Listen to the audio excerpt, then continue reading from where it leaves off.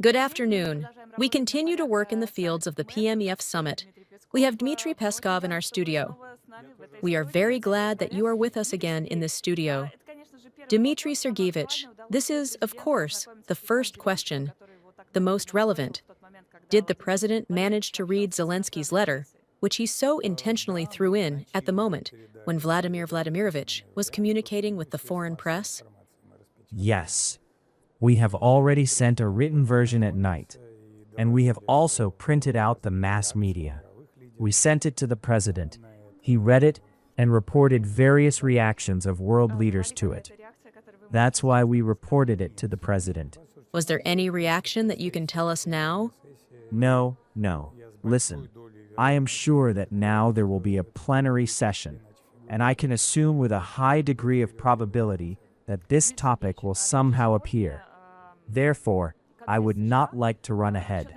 Dmitry Sergeyevich, again today the U.S. Congress, the U.S. House of Representatives, adopted a bill on new sanctions against Russia in support of Ukraine and in support of the military in the Baltic states. How does this combine with the White House's statements that it is ready to resolve the conflict, that it is ready for negotiations and dialogue? Well, listen. The White House's position on the one hand is consistent, and on the other hand, as in all world affairs, it is very contradictory.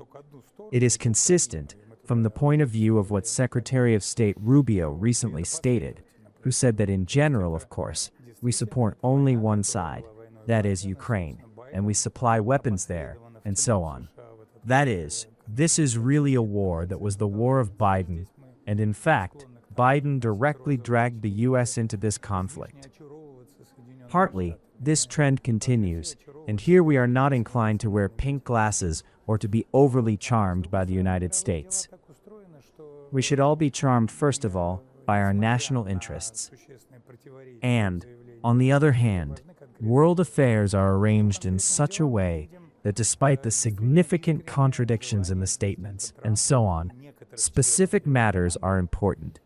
And on specific matters, we see indeed the sincere desire of President Trump and some members of his team to help resolve the Ukrainian conflict.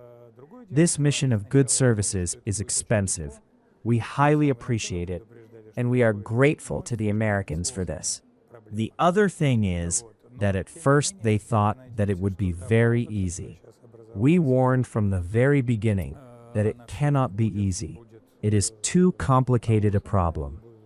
Nevertheless, we still hope that the pause that has now formed will be broken and some contacts will be renewed.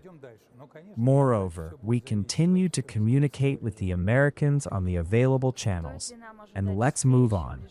But of course, everything will depend on the Kyiv regime. Should we expect a meeting between Vladimir Vladimirovich and Donald Trump in the near future? In what formats? There are no such plans yet. It is obvious that in order for the meeting to take place, good domestic work should be done in terms of the promotion of the peaceful track of Ukrainian regulation. Unfortunately, we cannot state this yet. Dmitry Sergeyevich, in recent years, the West has not paid as much attention to the St. Petersburg International Economic Forum as it does now. Now, even an official representative has arrived.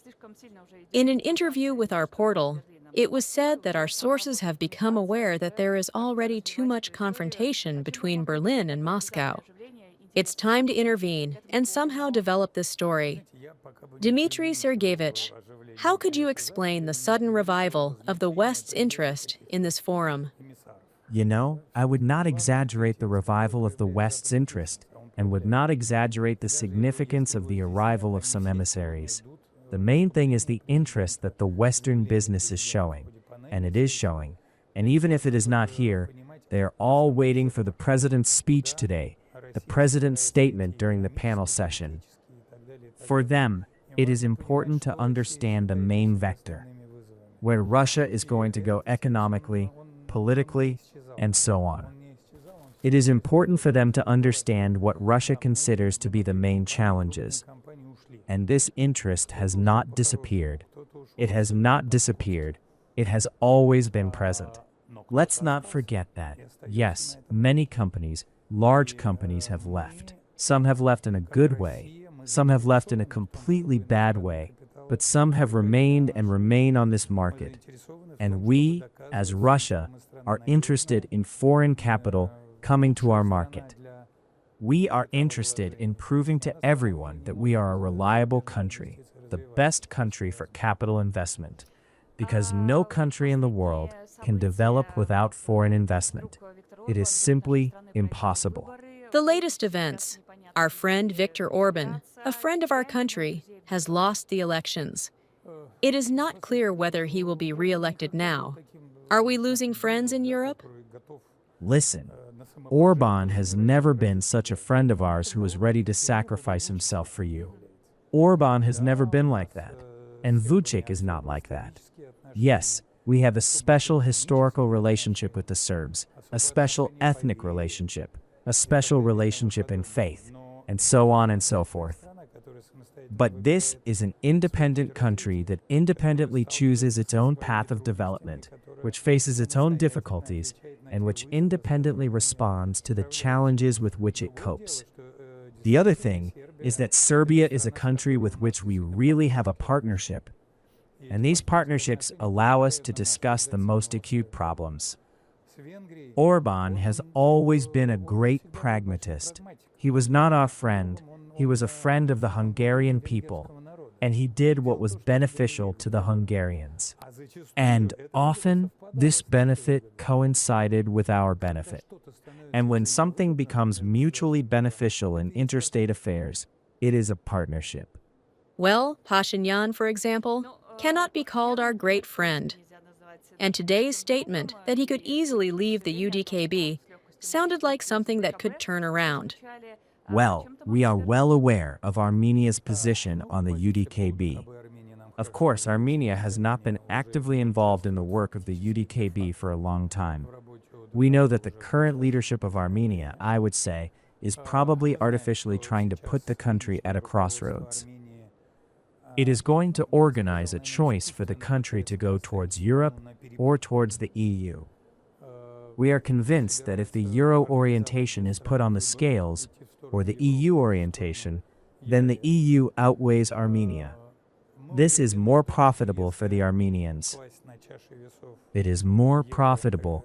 They earn more money on the EU. They have a better future with the EU. They develop faster with the EU. This will not happen with Europe. But the decision should be made by the Armenian people. And President Putin said, "What is good for us is what is good for the Armenians." After all, there are more Armenians living in our country than in Armenia. But will the people make such a decision in the end? We will see. Of course, the authorities will push their own way, but we hope that the ordinary citizens of Armenia will go to the elections. This is their choice. Dmitry Sergeyevich, what are the prospects of the next telephone talks between Vladimir Vladimirovich and one of the European leaders? And maybe there are already some options with whom? Maybe with Macron? Look, for several years, we have heard Mr. Macron's statements that he is going to call Putin in the near future. In the near future, it will pass, no one will call anyone, and so on. In fact, for all these 5 years, Putin has been saying that he is open to dialogue. We believe that this is a dead end when the number of problems is growing and the desire to talk is zero. And we are not the initiators of this silence. Putin is open to dialogue. Therefore, if the Europeans move away from their paradigm of non-communication with Russia, it is enough for them to pick up the phone and dial it. They know this number well.